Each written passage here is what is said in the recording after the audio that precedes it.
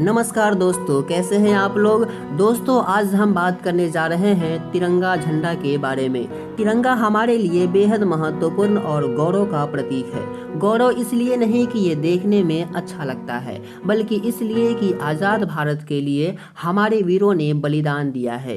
इस तिरंगे के लिए हमारे वीरों ने बलिदान दिया है। दोस्तों, इस तिरंगा को देखकर गुलामी से आज़ाद होने का एहसास होता है हमें।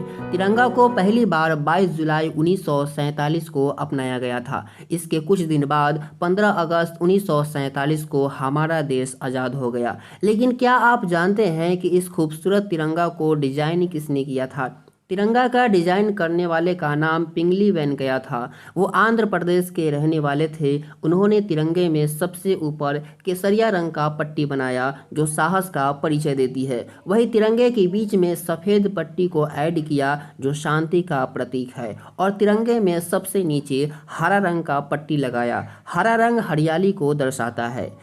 इस तरह से 3 रंगों का तिरंगा को बनाया गया और सफ़ेद पट्टी के बीचों बीच चक्र बनाया गया। इसमें 24 तिलियां हैं जो गति को प्रदर्शित करता है। 24 घंटे को ये दर्शाता है। इन 24 तिलियों का रंग गहरे नीले रंग का होता है। दोस्तों, इतना ही नहीं, तिरंगे को डिजाइन करते वक्त उसके आकार का भी ध्यान रखा गया। दोस्तों, तिरंगे की लंबाई और चौड़ाई 3:2 रहता है, और इस तिरंगे को फहराने के लिए भी कई नियम हैं। आप जानते हैं कि तिरंगे को 26 जनवरी और 15 अगस्त को 2 दिन राष्ट्रीय ध्वज के रूप में फहराया जाता है। तिरंगा फहराने से पहले कुछ नियम हैं, पहले इसे जान लीजिए, फिर फहराने के बाद का नियम बताएंगे।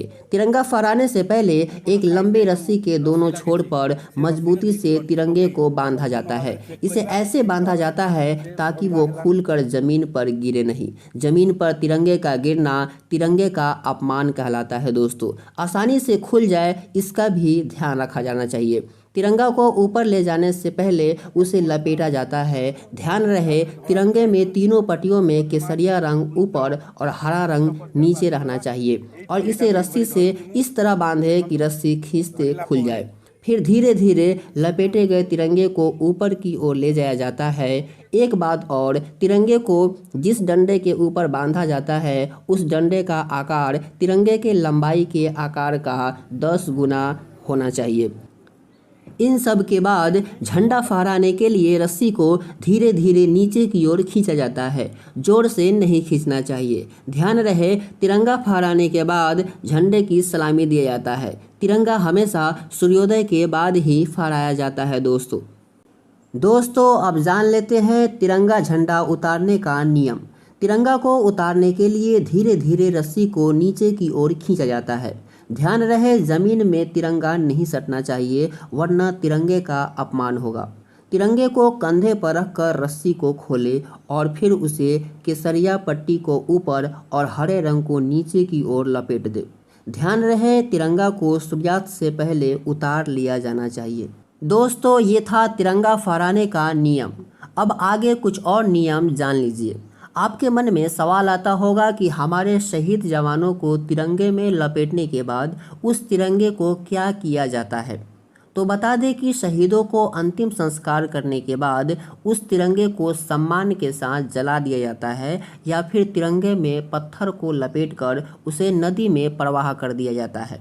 इसी तरह जब तिरंगा फट जाता है या उसका रंग उड़ जाता है तो भी उसे सम्मानपूर्वक नष्ट कर दिया जाता है।